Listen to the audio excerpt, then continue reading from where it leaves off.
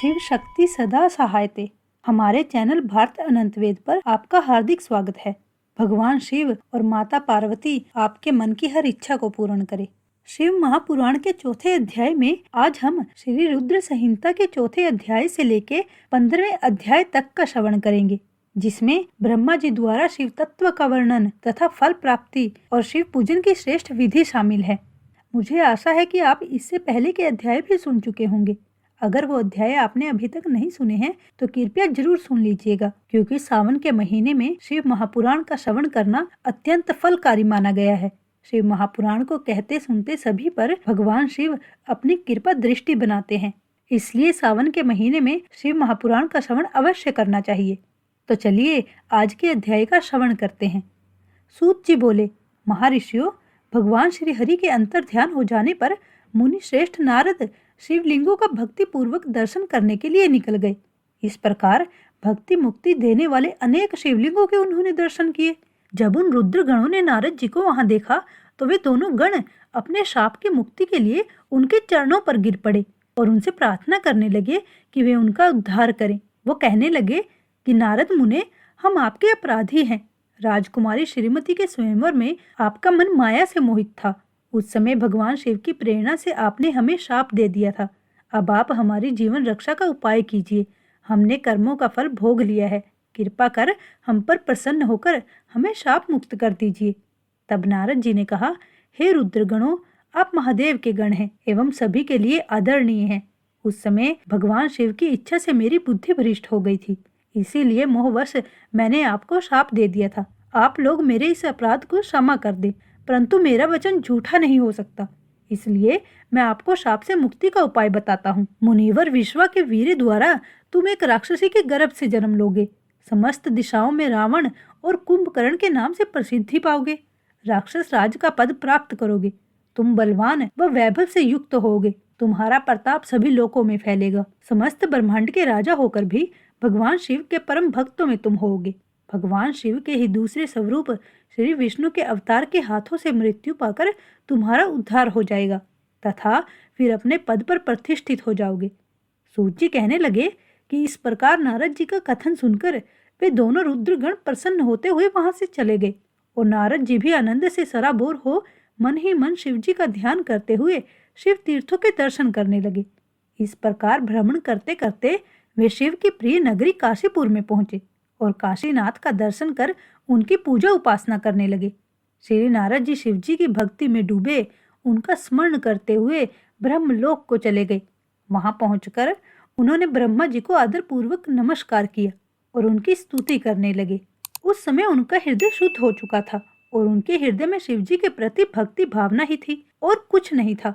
नारद जी बोले, हे पितामह, आप तो पर ब्रह्म परमात्मा के स्वरूप को अच्छी प्रकार से जानते हैं। आपकी कृपा से मैंने भगवान विष्णु के महात्म्य का ज्ञान प्राप्त किया है एवं भक्ति मार्ग, ज्ञान मार्ग, तपो मार्ग, दान मार्ग तथा तीर्थ मार्ग के बारे में जाना है, परंतु मैं शिव तत्व के ज्ञान को अभी तक नहीं जान पाया हूँ। मैं उनकी पूजा विधि को भी नहीं जानता हूँ। अतः अब मैं उनके बारे में सभी कुछ जानना चाहता हूँ। मैं भगवान शिव के विभिन्न चरित्रों, उनके स्वरूप तथा वे सृष्टि के आरंभ में, मध्य में किस रूप में थे, उनकी लीलाएं कैसी होती थी और प्रलय काल में भगवान शिव कहाँ निवास करते थे, उनका विवाह तथा उनके पुत्र कार्तिकेय के जन्म आदि की कथाएं मैं आपके श्री मुख से सुनना चाहता हूँ।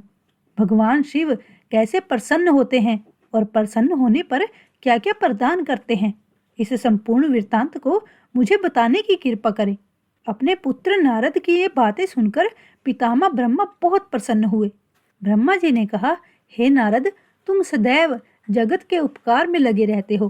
तुमने जगत के लोगों के हित के लिए बहुत उत्तम बात पूछी है, जिसके सुनने से मनुष्य के सभी जन्मों के पापों का नाश हो जाता है।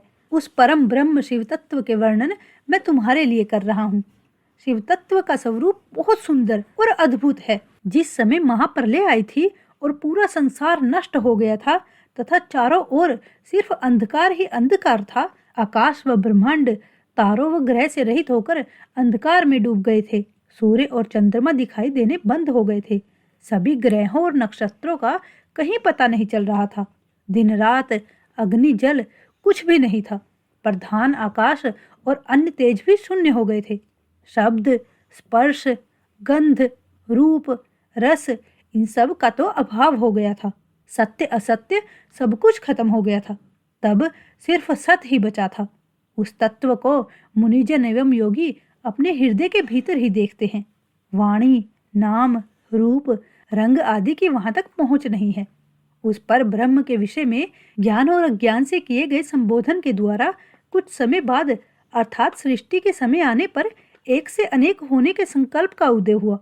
तब उन्होंने अपनी लीला से मूर्ति की रचना की। वह मूर्ति संपूर्ण ऐश्वर्य तथा गुणों से युक्त, संपन्न, सर्वज्ञान में एवं सब कुछ प्रदान करने वाली है। यही सदाशिव की मूर्ति है। सभी पंडित विद्वान इसी प्राचीन मूर्ति को ईश्वर कहते हैं। उसने अपने शरीर से स्वच्छ शरीर वाली एवं सब रूप भूता शक्ति की रचना की। वही परम शक्ति, प्रकृति, गुणमयी और बुद्धित्व की जननी कहलाई। उसे शक्ति, अंबिका, प्रकृति, संपूर्ण लोकों की जननी, त्रिदेवों की माता, नित्या और मूलकरण भी कहते हैं। उसकी 8 भुजाएं एवं मुख की शोभा विचित्र है। उनके मुख के सामने चंद्रमा की कांति भी क्षीण हो जाती है। विभिन्न प्रकार के आभूषण एवं गतियां देवी की शोभा को बढ़ाती हैं। वे अनेक प्रकार के अस्त्र शस्त्र धारण किए हुए हैं। सदाशिव को ही सब मनुष्य परम पुरुष, ईश्वर, शिव शंभु और महेश्वर कहकर पुकारते हैं। उनके मस्तक पर गंगा, भाल में चंद्रमा और मुख में 3 नेत्र शोभा पाते हैं। उनके 5 मुख हैं तथा 10 भुजाओं के स्वामी एवं त्रिशूलधारी हैं। वे अपने शरीर में भस्म लगाए हैं। उन्होंने शिवलोक नामक क्षेत्र का निर्माण किया है। यह परम पावन स्थान काशी नाम से जाना जाता है। इस क्षेत्र में परमानंद रूप शिव पार्वती सहित निवास करते हैं। शिव और शिवा ने प्रलय काल में भी उस स्थान को नहीं छोड़ा, इसीलिए शिव जी ने इसका नाम आनंद वन रखा है।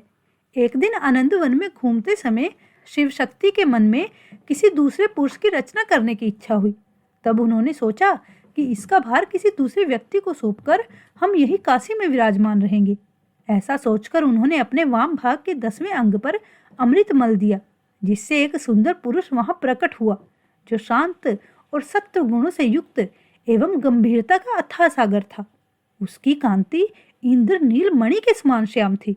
उसका पूरा शरीर दिव्य शोभा से चमक रहा था तथा नेत्र कमल के समान थे। उसने हाथ जोड़कर भगवान शिव और शिवा को प्रणाम किया तथा प्रार्थना की कि मेरा नाम निश्चित कीजिए। यह सुनकर भगवान शिव हंसकर बोले कि सर्वत्र व्यापक होने से तुम्हारा नाम विष्णु होगा। तुम भक्तों को सुख देने वाले होगे। तुम यही स्थिर रहकर तप करो, वही सभी कार्यों का साधन है। ऐसा कहकर शिवजी ने उन्हें ज्ञान प्रदान किया तथा वहां से अंतर ध्यान हो गए। तब विष्णु जी ने 12 वर्ष तक वहां दिव्य तप किया। तपस्या के कारण उनके शरीर से अनेक जलधाराएं निकलने लगी। उस जल से सारा सूना आकाश व्याप्त हो गया। ब्रह्म रूप जल अपने स्पर्श मात्र से पापों का नाश करने वाला था। उस जल में भगवान विष्णु ने स्वयं शयन किया। नार अर्थात जल में निवास करने के कारण ही वे नारायण कहलाए। तभी से उन महात्मा से सब तत्वों की उत्पत्ति हुई। पहले प्रकृति से महान और उससे 3 गुण उत्पन्न हुए तथा उनसे अहंकार उत्पन्न हुआ। उससे शब्द, स्पर्श, रूप, रस और गंध एवं 5 भूत प्रकट हुए। उनसे ज्ञान इंद्रियां एवं कर्मेंद्रियां बनी। उस समय एकाकार 24 तत्व प्रकृति से प्रकट हुए एवं उनको ग्रहण करके परम पुरुष नारायण भगवान शिव जी की इच्छा से जल में सो गए। ब्रह्मा जी कहते हैं, हे देव ऋषि, जब नारायण जल में शयन करने लगे तब शिव जी की इच्छा से विष्णु जी की नाभि से एक बहुत बड़ा कमल प्रकट हुआ। उसमें असंख्य नाल दंड थे। वे पीले रंग के थे और उसकी ऊंचाई भी कई योजन थी। कमल सुंदर, अद्भुत और संपूर्ण तत्वों से युक्त था। वह रमणीय और पुण्य दर्शनों के योग्य था। तत्पश्चात भगवान शिव ने मुझे अपने दाहिने अंग से उत्पन्न किया। उन महेश्वर ने अपनी माया से मोहित कर नारायण देव की नाभि कमल में मुझे डाल दिया और लीला पूर्वक मुझे प्रकट किया। इस प्रकार उस कमल से पुत्र के रूप में मुझे जन्म मिला। मेरे 4 मुख लाल मस्तक पर त्रिपुंड धारण किए हुए थे। भगवान शिव की माया से मोहित होने के कारण मेरी ज्ञान शक्ति बहुत दुर्लभ हो गई थी और मुझे कमल के अतिरिक्त और कुछ भी दिखाई नहीं दे रहा था। मैं कौन हूँ, कहाँ से आया हूँ? मेरा कार्य क्या है? मैं किसका पुत्र हूँ? किसने मेरा निर्माण किया है? कुछ इसी प्रकार के प्रश्नों ने मुझे परेशानी में डाल दिया था। कुछ क्षण बाद मुझे बुद्धि प्राप्त हुई और मुझे लगा कि इसका पता लगाना बहुत सरल है। इस कमल का उद्गम स्थान इस जल में नीचे की ओर है और इसके नीचे मैं उस पुरुष को पा सकूंगा जिसने मुझे प्रकट किया है। यह सोचकर एक नाल को पकड़कर मैं 100 वर्षों तक नीचे की ओर उतरता रहा, परंतु फिर भी मैंने कमल की जड़ को नहीं पाया। इसलिए मैं पुनः ऊपर की ओर बढ़ने लगा। बहुत ऊपर जाने पर भी कमल कोश को नहीं पा सका। तब मैं और अधिक परेशान हो गया। उसी समय भगवान शिव की इच्छा से मंगल में आकाशवाणी प्रकट हुई। उस वाणी ने कहा, तपस्या करो। उस आकाशवाणी को सुनकर अपने पिता का दर्शन करने हेतु मैंने तपस्या करना आरंभ कर दिया और 12 वर्ष तक घोर तपस्या की। तब 4 भुजाधारी सुंदर नेत्रों से सुशोभित भगवान विष्णु प्रकट हुए। उन्होंने हाथों में शंख, चक्र, गदा और पद्म धारण कर रखे थे। उनका शरीर श्याम कांति से सुशोभित था। उनके मस्तक पर मुकुट विराजमान था तथा उन्होंने पीतांबर वस्त्र और बहुत से आभूषण धारण किए हुए थे। वे करोड़ों कामदेवों के समान मनोहर दिखाई दे रहे थे। उन्हें वहां देखकर मुझे बहुत हर्ष व आश्चर्य हुआ। भगवान शिव की लीला से हम दोनों में विवाद छिड़ गया कि हम में बड़ा कौन है। उसी समय हम दोनों के बीच एक ज्योतिर्लिंग प्रकट हो गया। हमने उसका पता लगाने का निश्चय किया, परंतु हम दोनों को ही उस स्तंभ का कोई और छोर नहीं मिला। थककर हम दोनों अपने उसी स्थान पर आ गए। हम दोनों ही शिव जी की माया से मोहित थे। श्री हरि ने सभी ओर से परमेश्वर शिव को प्रणाम किया। ध्यान करने पर भी हमें कुछ ज्ञात ना हो सका।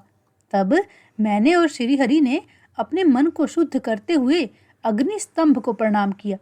हम दोनों कहने लगे, हे महाप्रभु, हम आपके स्वरूप को नहीं जानते। आप जो भी हैं, हम आपको नमस्कार करते हैं। आप शीघ्र ही हमें अपने असली रूप में दर्शन दे। इस प्रकार हम दोनों अपने अहंकार को भूलकर भगवान शिव को नमस्कार करने लगे। ऐसा करते हुए 100 वर्ष बीत गए। ब्रह्मा जी बोले, मुनि श्रेष्ठ नारद, हम दोनों देवता घमंड को भूलकर निरंतर भगवान शिव का स्मरण करने लगे। हमारे मन में ज्योतिर्लिंग के रूप में प्रकट परमेश्वर के वास्तविक रूप का दर्शन करने की इच्छा और प्रबल हो गई। शिव शंकर गरीबों के प्रतिपालक, अहंकारियों के गर्व को चूर करने वाले तथा सबके अविनाशी प्रभु हैं। वे हम पर दया करते हुए हमारी उपासना से प्रसन्न हो गए। उस समय वहां उन सुर श्रेष्ठ से ओम नाद स्पष्ट रूप से सुनाई देता था।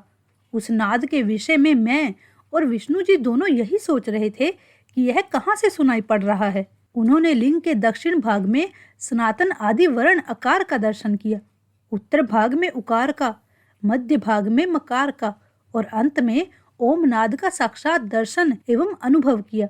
तत्पश्चात ओम को देखा, जो सूर्य और चंद्रमंडल की भांति स्थित थे और जिनके शुरू एवं अंत का कुछ पता नहीं था, परंतु यह कहाँ से प्रकट हुआ है, यह श्रीहरि सोचने लगे तथा इसकी परीक्षा लेने के संबंध में विचार करने लगे। तब श्रीहरि ने भगवान शिव का चिंतन करते हुए वेद और शब्द के आवेश से युक्त हो अनुपम अग्नि स्तंभ के नीचे जाने का निर्णय लिया। मैं और विष्णु जी विश्वात्मा शिव का चिंतन कर रहे थे। तभी वहां एक ऋषि प्रकट हुए। उन्हीं ऋषि के द्वारा परमेश्वर विष्णु ने जाना कि इस शब्द ब्रह्ममय शरीर वाले परम लिंग के रूप में साक्षात पर ब्रह्म स्वरूप महादेव जी प्रकट हुए हैं। ये चिंता रहित रुद्र हैं। पर ब्रह्म परमात्मा शिव का वाचक प्रणव ही है। वह एक सत्य परम कारण, आनंद, अकृत, प्रातर्पर और पर ब्रह्म है। प्रणव के पहले अक्षर अकार से जगत के बीजभूत अर्थात ब्रह्मा जी का बोध होता है। दूसरे अक्षर उकार से सभी के कारण श्री हरि विष्णु का बोध होता है। तीसरा अक्षर मकार से भगवान शिव का ज्ञान होता है। अकार सृष्टिकर्ता, उकार मोह में डालने वाला और मकार नित्य अनुग्रह करने वाला है। मकार अर्थात भगवान शिव बीजी अर्थात बीज के स्वामी है, तो अकार अर्थात ब्रह्मा जी बीज है। उकार अर्थात विष्णु जी योनि है। महेश्वर बीजी बीज और योनि है। इन सभी को नाद कहा गया है। बीजी अपने बीज को अनेक रूपों से विभक्त करते हैं। बीजी भगवान शिव के लिंग से उकार रूप योनि में स्थापित होकर चारों तरफ ऊपर की ओर बढ़ने लगे। वे दिव्य अंड कई वर्षों तक जल में रहा। हजारों वर्षों के बाद भगवान शिव ने इस अंड को 2 भागों में विभक्त कर दिया। तब इसके 2 भागों में से पहला सुवर्णमय कपाल ऊपर की ओर स्थित हो गया, जिससे स्वर्गलोक उत्पन्न हुआ, तथा कपाल के नीचे के भाग से 5 तत्वों वाली पृथ्वी प्रकट हुई। उस अंड से चतुर्मुख ब्रह्मा उत्पन्न हुए, जो समस्त लोकों के सृष्टा हैं। भगवान महेश्वर ही अ, उ, व, म त्रिविध रूपों से वर्णित है। इसीलिए ज्योतिर्लिंग स्वरूप सदाशिव को ओम कहा गया है। इसकी सिद्धि यजुर्वेद में भी होती है।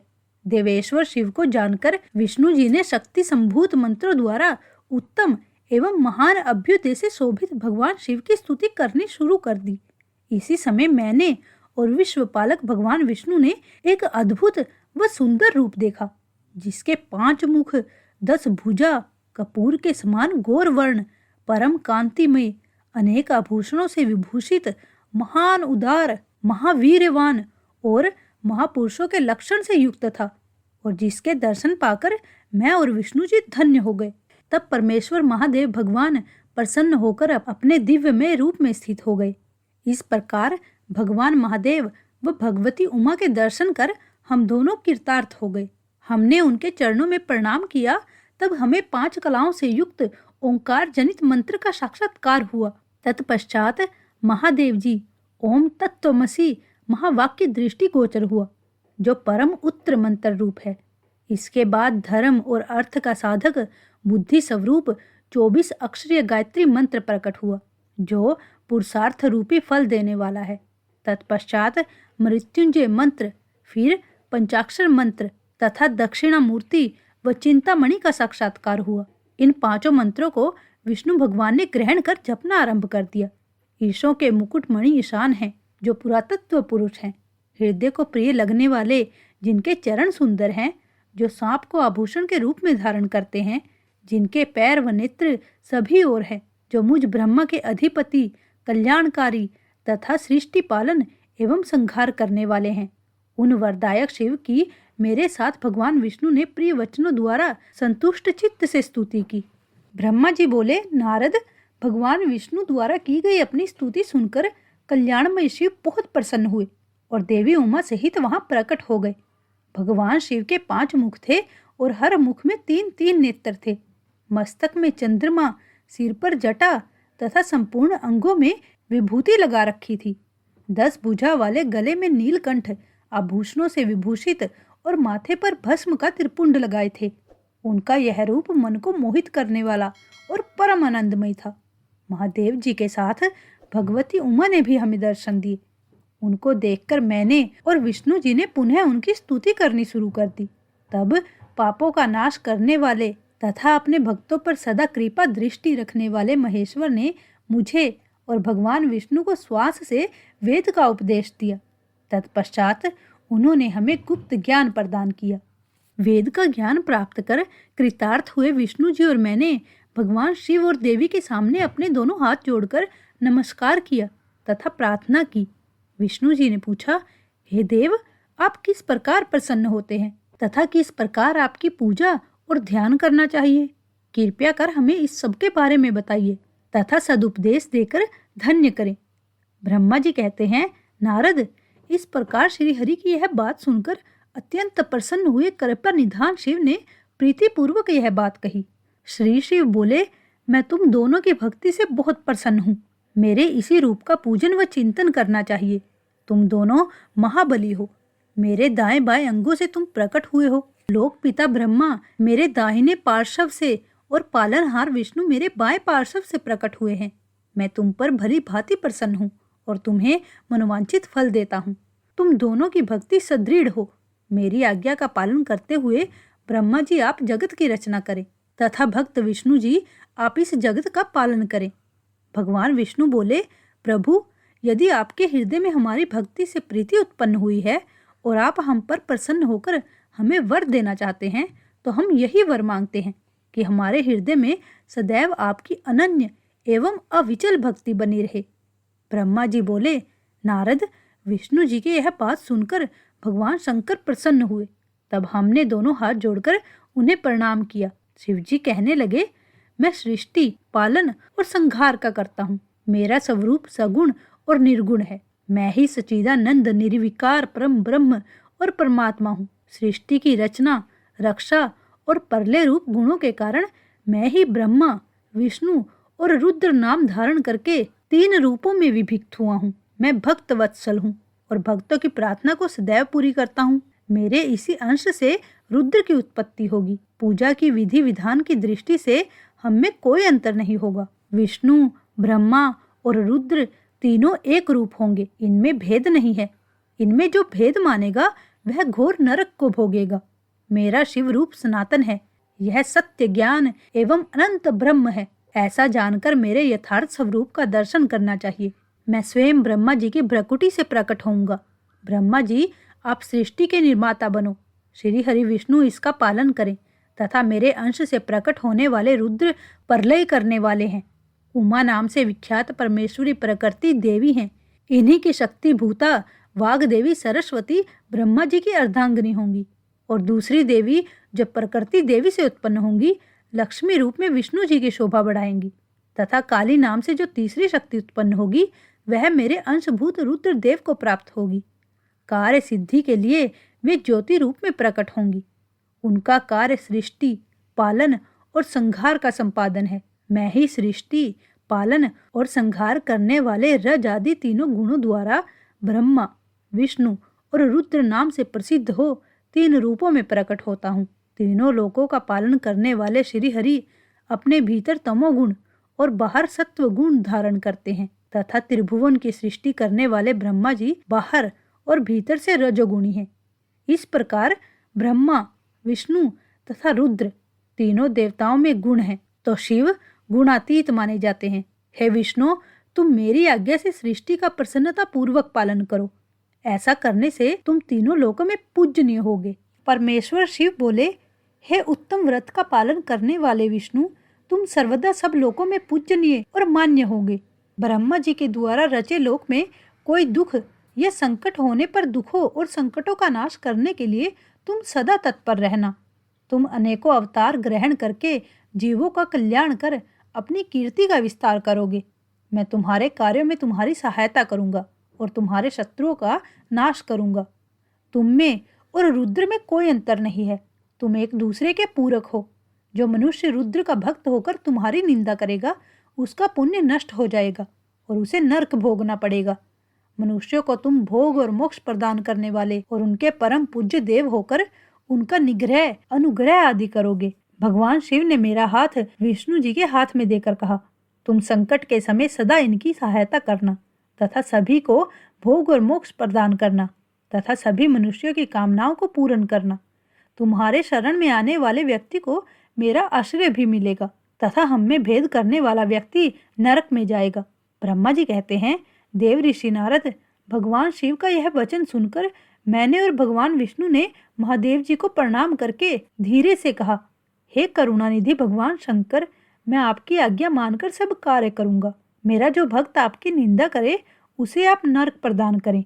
आपका भक्त मुझे अत्यंत प्रिय है। महादेव जी बोले, अब ब्रह्मा, विष्णु और रुद्र के आयुर्बल को सुनो। 4000 युग का ब्रह्मा का एक दिन होता है और 4000 युग की एक रात होती है। 30 दिन का एक महीना और 12 महीनों का एक वर्ष होता है। इस प्रकार के वर्ष प्रमाण से ब्रह्मा की 100 वर्ष की आयु होती है और ब्रह्मा का एक वर्ष विष्णु का एक दिन होता है। वह भी इस प्रकार से 100 वर्ष जिएंगे तथा विष्णु का एक वर्ष रुद्र के एक दिन के बराबर होता है और वह भी इस कर्म से 100 वर्ष तक स्थित रहेंगे। तब शिव के मुख से एक ऐसा श्वास प्रकट होता है जिसमें उनके 21,600 दिन और रात होते हैं। उनके 6 बार सांस अंदर लेने और छोड़ने का एक पल और 8 घड़ी और 60 घड़ी का एक दिन होता है। उनके सांसों की कोई संख्या नहीं है, इसलिए वे अक्षय हैं। अतः तुम मेरी आज्ञा से सृष्टि का निर्माण करो। उनके वचनों को सुनकर विष्णु जी ने उन्हें प्रणाम करते हुए कहा कि आपकी आज्ञा मेरे लिए शिरोधार्य है। यह सुनकर भगवान शिव ने उन्हें आशीर्वाद दिया और अंतर ध्यान हो गए। उसी समय से लिंग पूजा आरंभ हो गई। ऋषि बोले, हे सूत जी, अब आप हम पर कृपा कर हमें ब्रह्मा जी व नारद के संवादों के अनुसार शिव पूजन की विधि बताइए जिससे भगवान शिव प्रसन्न होते हैं। ब्राह्मण, क्षत्रिय, वैश्य और शूद्र इन 4 वर्णों को शिव पूजन किस प्रकार करना चाहिए? आपने व्यास जी के मुख से जो सुना हो कृपया हमें भी बताइए। सूत जी बोले, हे मुनीश्वर, मैंने इसे जैसा सुना है उसे मैं अपनी बुद्धि के अनुसार आपको सुना रहा हूँ। पूर्व काल में व्यास जी ने सनंत कुमार जी से यह प्रश्न किया था, फिर उपमन्यु जी ने इसे सुना था और इसे भगवान श्री कृष्ण को सुनाया था। वही सब मैं अब ब्रह्मा नारद संवाद के रूप में आपको बता रहा हूँ। ब्रह्मा जी ने कहा, भगवान शिव की भक्ति सुखमय, निर्मल एवं सनातन रूप है तथा समस्त मनोवांछित फलों को देने वाली है। यह दरिद्रता, रोग, दुख तथा शत्रु द्वारा दी गई पीड़ा का नाश करने वाली है। जब तक व्यक्ति भगवान शिव का पूजन नहीं करता और उनके शरण में नहीं जाता, तब तक ही उसे दरिद्रता, दुख, रोग और शत्रु जनित पीड़ा, ये चारों प्रकार के पाप दुखी करते हैं। भगवान शिव की पूजा करते ही ये दुख समाप्त हो जाते हैं और अक्षय सुखों की प्राप्ति होती है। वे सभी भोगों को प्राप्त कर अंत में मोक्ष प्राप्त करते हैं। शिव जी का पूजन करने वालों को धन, संतान और सुख की प्राप्ति होती है। ब्राह्मण, क्षत्रिय, वैश्य और शूद्रों को सभी कामनाओं तथा प्रयोजनों की सिद्धि के लिए विधि अनुसार पूजा उपासना करनी चाहिए। ब्रह्म मुहूर्त में उठकर गुरु तथा शिव का स्मरण करके तीर्थों का चिंतन एवं भगवान विष्णु का ध्यान करें। फिर मेरा स्मरण चिंतन करके स्तोत्र पाठ पूर्वक शंकर जी का विधि पूर्वक नाम ले। तत्पश्चात उठकर शौच क्रिया करने के लिए दक्षिण दिशा में जाएं तथा मलमूत्र त्याग करें। ब्राह्मण गुदा की शुद्धि के लिए उसमें 5 बार शुद्ध मिट्टी का लेप करें और धोएं। क्षत्रिय 4 बार, वैश्य 3 बार और शूद्र 2 बार यही कर्म करें। तत्पश्चात बाएं हाथ में 10 बार और दोनों हाथों में 7 बार मिट्टी लगाकर धोएं। प्रत्येक पैर में 3-3 बार मिट्टी लगाएं। स्त्रियों को भी इस प्रकार कर्म करते हुए शुद्ध मिट्टी से हाथ पैर धोने चाहिए। ब्राह्मण को 12 अंगुल, क्षत्रिय को 11, वैश्य को 10 और शूद्र को 9 अंगुल की दातुन करनी चाहिए। छठी, अमावस, नवमी, व्रत के दिन, सूर्यास्त के समय, रविवार और श्राद्ध के दिन दातुन ना करें। दातुन के पश्चात जलाशय में जाकर स्नान करें तथा विशेष देश काल में आने पर मंत्रोच्चारण पूर्वक स्नान करें। एकांत स्थान पर बैठकर विधि पूर्वक संध्या करें तथा इसके उपरांत विधि विधान से शिव पूजन का कार्य आरंभ करें। तदुपरांत मन को सुस्थिर करके पूजा गृह में प्रवेश करें तथा आसन पर बैठ जाएं। सर्वप्रथम गणेश जी का पूजन करें, उसके उपरांत शिव जी की स्थापना करें। 3 बार आचमन कर 3 प्राणायाम करते हुए त्रिनेत्रधारी शिव का ध्यान करें। फिर प्रणव मंत्र अर्थात ओंकार से शिव जी की पूजा आरंभ करें। पाग्य, अर्घ्य और आचमन के लिए पात्रों को तैयार करें। 9 कलश स्थापित करें तथा उन्हें कुशाओं से ढककर रखें। कुशाओं से जल लेकर ही सबका प्रक्षालन करें। तत्पश्चात सभी कलशों में शीतल जल डालें। खस और चंदन को पाग्य पात्र में रखें। चमेली के फूल, शीतल चीनी, कपूर, बड़ की जड़ तथा तमाल का चूर्ण बना लें और आचमनीय के पात्र में डालें। इलायची और चंदन को तो सभी पात्रों में डालें। देवादिदेव महादेव जी के सामने नंदीश्वर का पूजन करें। गंध, धूप तथा दीपों द्वारा भगवान शिव की आराधना आरंभ करें। सज्ञो जात परपज्ञामी इस मंत्र से शिव जी का आवाहन करें। ओम वाम देवाय नमः मंत्र द्वारा भगवान महेश्वर को आसन पर स्थापित करें। फिर ईशान सर्व विज्ञा नाम मंत्र से आराध्य देव के पूजन करें। पाग्य और आचमन्य अर्पित कर अर्घ्य दें। तत्पश्चात गंध और चंदन मिले हुए जल से भगवान शिव को विधि पूर्वक स्नान कराएं। तत्पश्चात पंचामृत के 5 तत्वों दूध, दही, शहद, गन्ने का रस तथा घी से नहलाकर महादेव जी के प्रणव मंत्र को बोलते हुए उनका अभिषेक करें। जलपात्रों में शुद्ध व शीतल जल लें। सर्वप्रथम महादेव जी के लिंग पर कुश, अपामार्ग, कपूर, चमेली, चंपा, गुलाब, सफेद कनेर, बेला, कमल और उत्पल पुष्पों एवं चंदन को चढ़ाकर पूजा करें। उन पर अनवर्त जल की धारा गिराने की भी व्यवस्था करें। जल से भरे पात्रों से महेश्वर को नहलाएं। मंत्रों से भी पूजा करनी चाहिए। ऐसी पूजा समस्त अभिष्ट फलों को देने वाली है। पावमान मंत्र, रुद्र मंत्र, नील रुद्र मंत्र, पुरुष सूक्त, सिरि सूक्त, अथर्व शीर्ष मंत्र, शांति मंत्र, भारुंड मंत्र, स्थंतर शाम, मृत्युंजय मंत्र एवं पंचाक्षर मंत्रों से पूजन करें। शिवलिंग पर 1 सहस्त्र या 100 जल धाराएं गिराने की व्यवस्था करें। उन भगवान शिव के मस्तक पर धूप, दीप, नैवेद्य और तांबूल आदि मंत्रों द्वारा अर्पित करें। अर्घ्य देकर भगवान शिव के चरणों में फूल अर्पित करें। फिर महेश्वर को प्रणाम कर आत्मा से शिव जी की आराधना करें और प्रार्थना करते समय हाथ में फूल लें। भगवान शिव से क्षमा याचना करते हुए कहें, हे कल्याणकारी शिव, मैंने अनजाने अथवा जानबूझकर जो जप तप पूजा आदि सत्कर्म किए हों, आपकी कृपा से वे सफल हों। हर्षित मन से शिव जी को फूल अर्पित करें। स्वस्थ वाचन कर अनेक आशीर्वाद ग्रहण करें। भगवान शिव से प्रार्थना करें कि प्रत्येक जन्म में मेरी शिव में भक्ति हो तथा शिव ही मेरे शरण दाता हों। इस प्रकार प्रेम भक्ति से उनका पूजन करें। फिर सब परिवार भगवान को नमस्कार करें। जो मनुष्य भक्ति पूर्वक प्रतिदिन भगवान शिव की पूजा करता है, उसे सब सिद्धियां प्राप्त होती हैं। उसे मनवांछित फल की प्राप्ति होती है। उसके सभी रोग, दुख, दर्द और कष्ट समाप्त हो जाते हैं। भगवान शिव की कृपा से उपासक का कल्याण होता है। भगवान शंकर की पूजा से व्यक्ति में सद्गुणों की वृद्धि होती है। यह सब जानकर नारद अत्यंत प्रसन्न होते हुए अपने पिता ब्रह्मा जी को धन्यवाद देते हुए बोले कि आपने मुझ पर कृपा कर मुझे शिव पूजन की अमृत विधि बताई है। शिव भक्ति समस्त भोग और मोक्ष प्रदान करने वाली है। आप धन्य हैं, क्योंकि आपने अपनी बुद्धि को शिव चरणों में लगा रखा है। कृपा कर इस आनंदमय विषय का वर्णन सविस्तार पुनः कीजिए। ब्रह्मा जी ने कहा, हे नारद, एक समय की बात है, मैंने सब ओर से देवताओं और ऋषियों को बुलाया और क्षीर सागर के तट पर भगवान विष्णु की स्तुति कर उन्हें प्रसन्न किया। भगवान विष्णु प्रसन्न होकर बोले, हे ब्रह्मा जी एवं अन्य देवगणों, आप यहाँ क्यों पधारे हैं? आपके मन में क्या इच्छा है? आप अपनी समस्या बताइए, मैं निश्चय ही उसे दूर करने का प्रयत्न करूंगा। यह सुनकर ब्रह्मा जी बोले, हे भगवान, दुखों को दूर करने के लिए किस देवता की सेवा करनी चाहिए? तब भगवान विष्णु ने उनके प्रश्न का उत्तर देते हुए कहा, हे ब्रह्मांड, भगवान शिव शंकर ही सब दुखों को दूर करने वाले हैं। सुख की कामना करने वाले व्यक्ति को उनकी भक्ति में सदैव लगे रहना चाहिए। उन्हीं में मन लगाएं और उन्हीं का चिंतन करें। जो व्यक्ति शिव भक्ति में लीन रहता है, जिसके मन में वे विराजमान है, वो व्यक्ति कभी दुख नहीं पाता।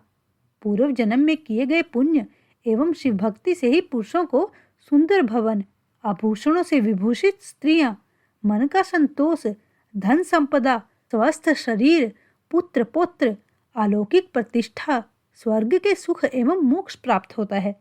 जो स्त्री या पुरुष प्रतिदिन भक्ति पूर्वक शिवलिंग की पूजा करता है, उसको हर जगह सफलता प्राप्त होती है।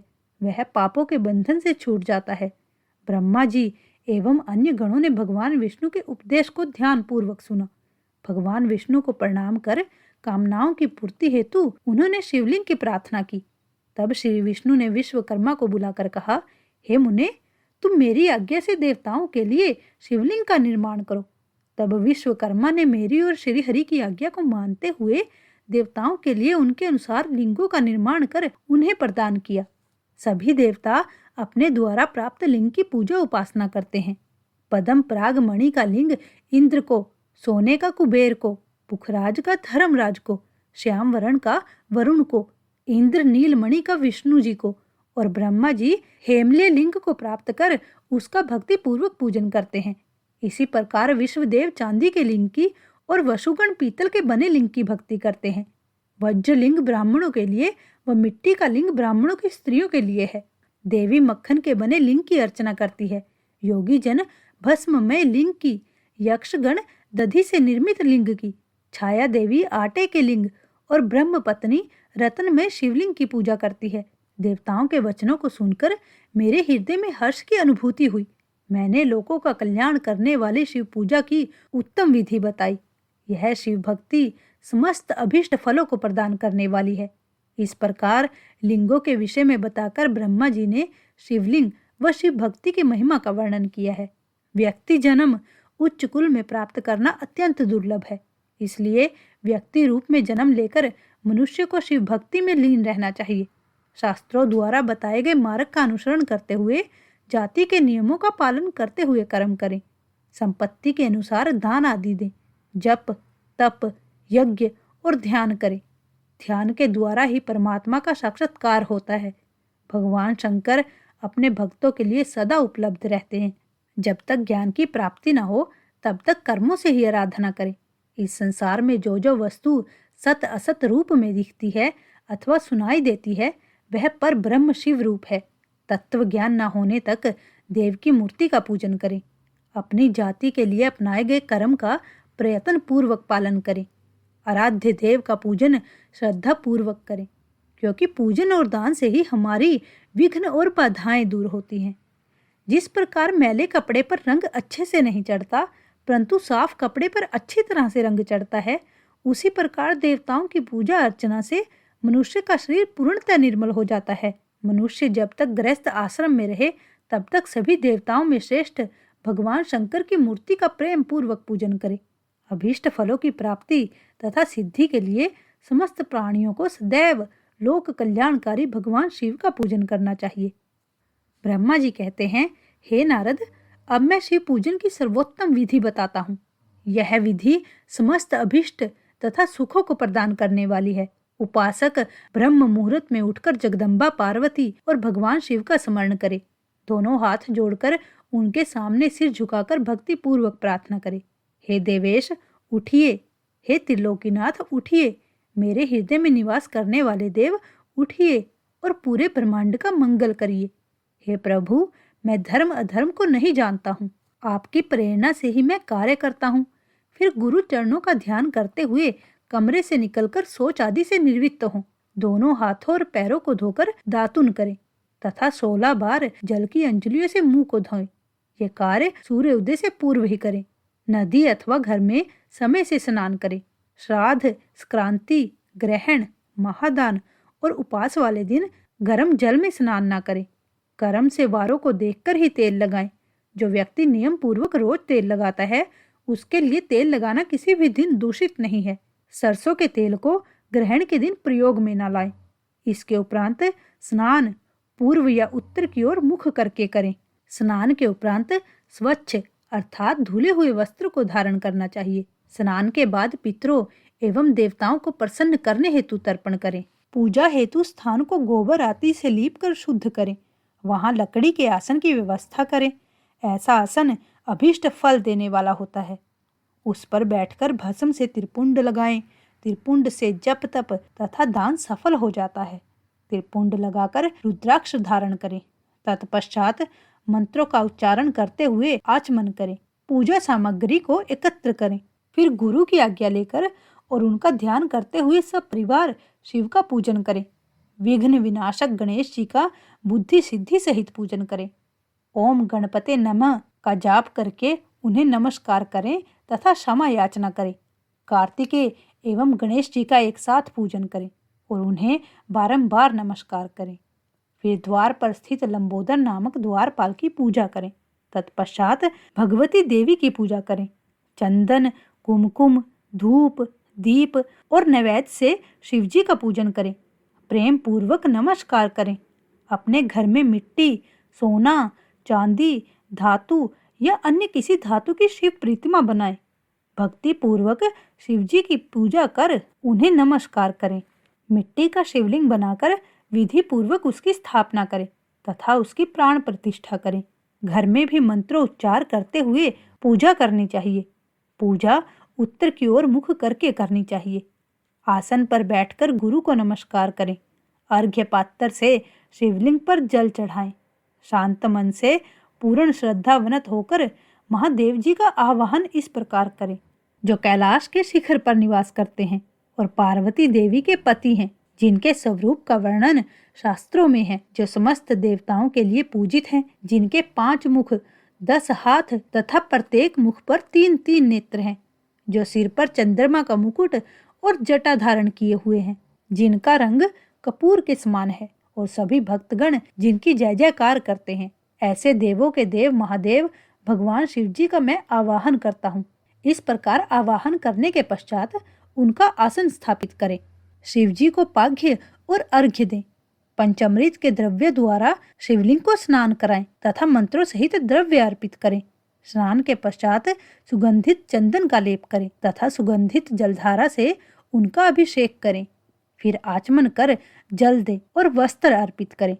मंत्रों द्वारा भगवान शिव को तिल, जौ, गेहूं, मूंग और उड़द अर्पित करें। पुष्प चढ़ाएं।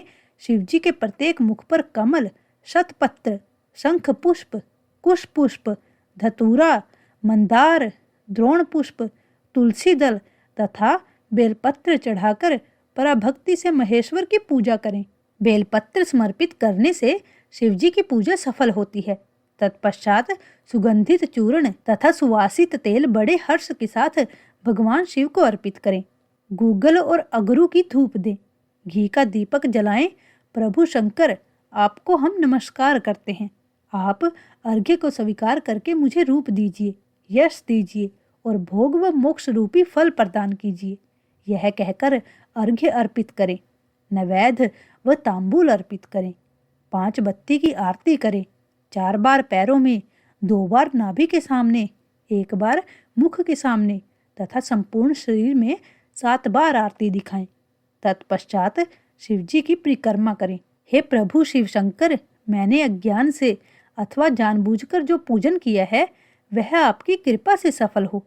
हे भगवान, मेरे प्राण आप में लगे हैं। मेरा मन सदा आपका ही चिंतन करता है। हे गौरीनाथ, भूतनाथ, आप मुझ पर प्रसन्न होइए। प्रभो, जिनके पैर लड़खड़ाते हैं उनका आप ही एकमात्र सहारा है। जिन्होंने कोई भी अपराध नहीं किया उनके लिए आप ही शरणदाता हैं। यह प्रार्थना करके पुष्पांजलि अर्पित करें तथा पुनः भगवान शिव को नमस्कार करें। इस प्रकार भगवान शंकर की प्रार्थना करते हुए उनका विसर्जन करें और उस जल को अपने हृदय में लगाकर मस्तक पर लगाएं। हे महर्षियों, इस प्रकार मैंने आपको शिव पूजन की सर्वोत्तम विधि बता दी है जो भोग और मोक्ष प्रदान करने वाली है। ऋषिगण बोले, हे ब्रह्मा जी, आपने हम पर कृपा कर शिव पूजन की सर्वोत्तम विधि का वर्णन हमसे किया, जिसे सुनकर हम सब कृतार्थ हो गए। ओम नमः शिवाय। आज की कथा संपूर्ण हुई। आगे की कथा में हम जानेंगे कि सृष्टि की उत्पत्ति कैसे हुई, गुण निधि को मोक्ष की और कुबेर पद की प्राप्ति कैसे हुई और इसके साथ ही सती चरित्र के बारे में भी हम जानेंगे। मुझे आशा है कि आपको अगली वीडियो का इंतजार रहेगा। मेरी बस आपसे यही विनती है कि इन कथाओं को अपना भरपूर प्रेम और स्नेह दीजिएगा। शिव शक्ति इस कथा को सुनते और कहते सभी की मनोकामना पूर्ण करे। ओम शिव शक्ति।